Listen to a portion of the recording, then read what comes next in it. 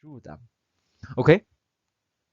So before we go in there, we first talk about so-called barriers in reaction or phase transformation. Barriers of phase transformation. In the beginning of this class, we said, okay, the reason we have to study kinetics and phase transformation because for many processes, although they are thermodynamically favorable, they may not readily occur. Many processes, they are thermodynamically favorable, which means in principle, they should happen. But kinetically, they don't readily occur or they do not happen fast enough. Okay, so we give some example. The first one is oxidation of what? Carbohydrates at room temperature. What is a carbohydrate? It's a chemical compound between hydrate, which means water, and carbon. Your typical starch, the flour, and actually human body. The majority of human body is carbohydrate. Believe it or not, that's protein. Okay, and the food that you eat, the oil, your cooking oil, all those are essentially kind of like hydrocarbon, and some of them are so-called carbohydrate. Okay, at room temperature, your cooking oil, you check it in one day, check it in another day, does it quickly disappear into carbon dioxide and water? No, but in principle, that's all what around? Oxygen around. In principle, that cooking oil should turn into what? CO2 and water if you provide that spark. Make sense? You put a little bit of spark, that cooking oil quickly transform all into carbon dioxide and water cleanly. Cleanly, right? You burn cooking oil cleanly. Or your paper, a piece of paper. If you don't provide that spark, that piece of paper at room temperature can stay there almost forever, right? Almost under ambient condition. But as long as you provide a little bit of spark, that paper quickly disappear completely. Make sense?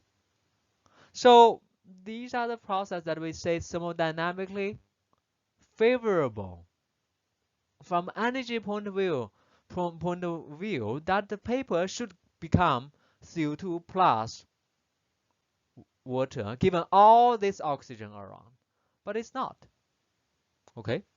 Another example, complete oxidation of stainless steel or aluminum. Similarly, we have aluminum sheet, we have stainless steel.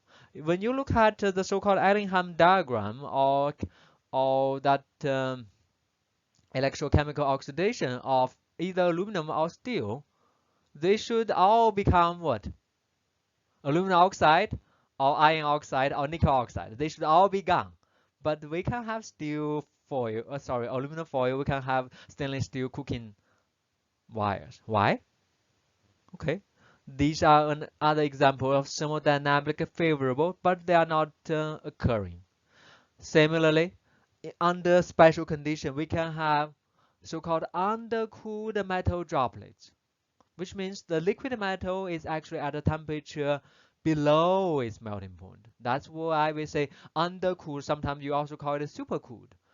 It's at a temperature below its melting point, which means in principle that liquid metal should be what? Should be solid, but it stays as a liquid. Okay? So these are all examples of thermodynamically favorable but not readily occurring process. From energy point of view, again, we saw this again. We are plotting roughly so-called high energy state, low energy state. And in between, there's a so-called activated state. So quite often what happens is the material stays at the so-called high energy state indefinitely if there's nothing that provides the kick, the activation that for it to overcome this energy barrier, this so-called activation energy. It will stay here indefinitely even though you know that's a much lower energy state. So what about the so-called origin of the barrier? What constitutes such an origin of a barrier? Okay, for hydrocarbon oxidation, when you think, what's the state of oxygen in the air? It's oxygen 2. And quite often that oxygen 2, that two oxygen are, well, pretty happy together. That oxygen, two oxygen, they share valence electron, they become covalently bonded, they are pretty happy. You need some kick to overcome, to break that oxygen. And then that single oxygen atom has only 6 electrons, and they need 2 extra, and they want to grab whatever they can lay their hands on. Make sense? So you need to splitting of oxygen molecule. That's your what? Barrier. Similarly, stainless steel or aluminum oxidation is quite often. Why don't they continue to occur? Believe it or not, no matter what, your stainless steel or aluminum, no matter how shiny it is, it always has a thin layer of what? Oxide on top of its surface.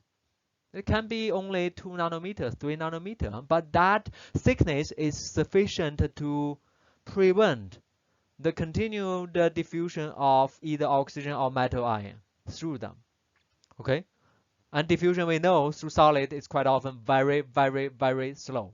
And that essentially shuts down the process. That's barrier. Make sense? Oh, okay. For solidification of liquid. For solidification of liquid, going from liquid to solid, even though it is below the melting point, that's still barrier. And that barrier is called creation of new surface, or in particular interface. Okay, the nucleation of a solid from where? Liquid. And during that process, we are creating a interface between what and what? Between the liquid surrounding and the solid. The liquid portion and the solid, if it's a pure metal, they still have different what? Structure, right? If it's a pure metal, their composition is the same. It's aluminum or aluminum, silicon, but the structure is the same.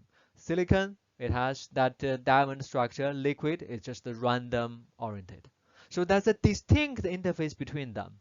Okay, the solidification process at least involves this one, create such an interface. Okay, and it would, after it's created, it involves growth, the movement of this interface.